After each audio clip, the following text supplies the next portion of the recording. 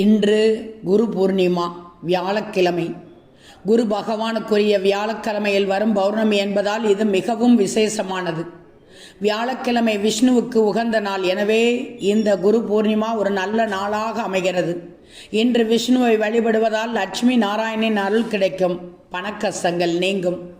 குரு பூர்ணிமா அன்று விஷ்ணுவையும் லட்சுமியையும் வழிபட வேண்டும். இன்று விரதம் இருப்பதும் பூஜை செய்வதும் மிக மிக முக்கியம். இன்று செய்ய வேண்டியவை என்ன தெரியுமா? இன்று காலையில் குளித்துவிட்டு கோவிலுக்கு செல்ல வேண்டும். அங்கு குருவின் ஆசையை பெற பூஜை செய்வது சிறப்பு.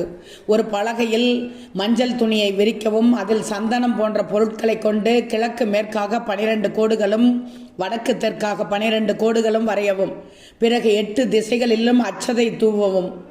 குருவிற்கு மந்திரங்களை சொல்லி வழிபட வேண்டும். பிறகு உங்கள் குரு, அப்பா அல்லது தாத்தாவை வணங்க வேண்டும். குரு பூர்ணிமா இன்று குருவின் பாதங்களை கழுவி வணங்க வேண்டும், தானம் செய்ய வேண்டும், சேவை செய்ய வேண்டும். திருமணமானவர்கள் தம்பதியோடு சேர்ந்து குருவை வணங்க வேண்டும்.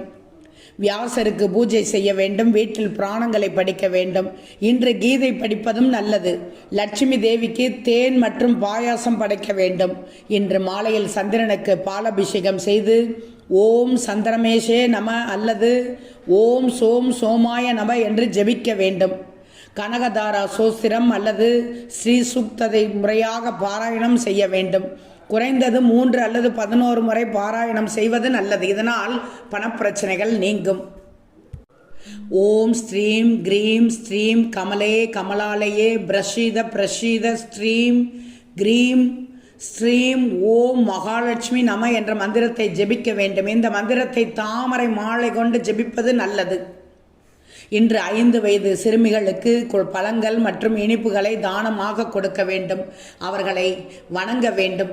குரு பூர்ணிமா என்று குருவை வணங்குவது மிகவும் முக்கியம். குரு என்பவர் கல்வி அறிவை மட்டுமல்லாமல் வாழ்க்கைக்கு தேவையான நல்ல விஷயங்களையும் கற்றுக் கொடுப்பவர். எனவே குருவை வணங்கி அவரின் ஆசையை பெறுவது நல்லது.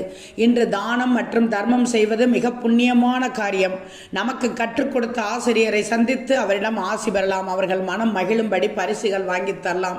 இந்த குரு பூர்ணிமா அன்று மேற்கூறிய முறைகளை பின்பற்றி குருவையும் கடவுளையும் வழிபடுவதால் வாழ்க்கையில் நன்மைகள் மிக பல அதிகரிக்கும்.